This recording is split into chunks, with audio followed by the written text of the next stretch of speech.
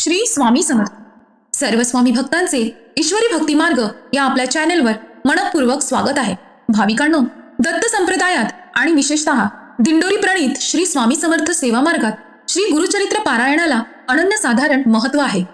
पारायणाच्या 7 दिवसात कडक नियम पाळणे अत्यंत आवश्यक असते.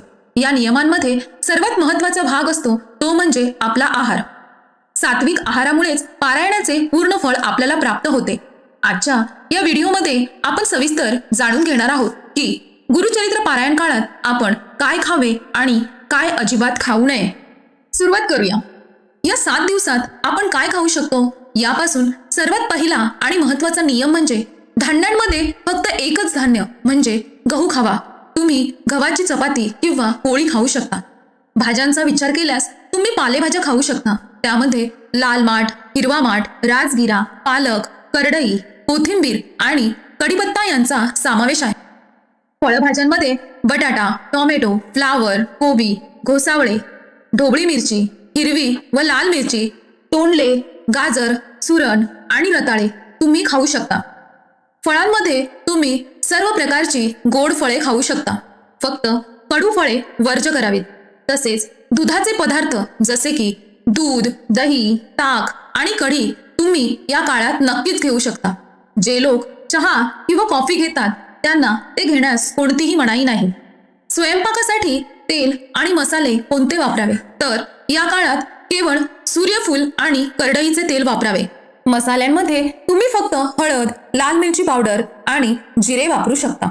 तसेच पारायण काळात जर तुमचा वारानुसार उपवास असेल तर तुम्ही उपवासाचे पदार्थ जसे की शिंगाडा पीठ, साबुदाणा, राजगिरा, बटाटे आणि रताळे खाऊ शकता. आता सर्वात महत्त्वाचा भाग पारायण काळात काय खाणे पूर्णपणे वर्ज्य आहे. भाविकांनो, या 7 दिवसात कोणत्याही प्रकारचे द्विदल धान्य, कडधान्य, सर्व प्रकारच्या डाळी आणि शेंगदाणे अजिबात खाऊ नये. तसेच वरण भात खाणेही वर्ज्य आहे. भाज्यांमध्ये गवार, वांगे, कारले, वाल, शेपू, मेथी, कांदापात निषिद्ध आहे. कांदा, लसूण आणि मोहरी यांचा जेवणात चुकूनही वापर करू नये. तेलामध्ये शेंगदाणा तेल आणि सोयाबीन तेल अजिबात वापरू नये.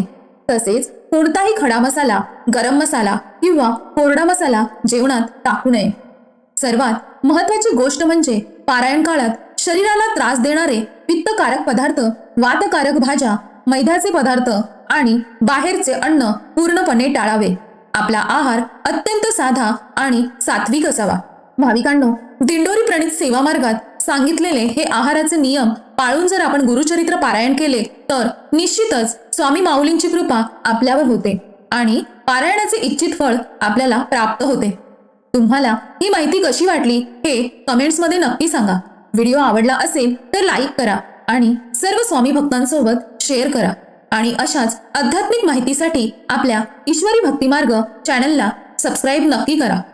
श्री स्वामी समर्थ.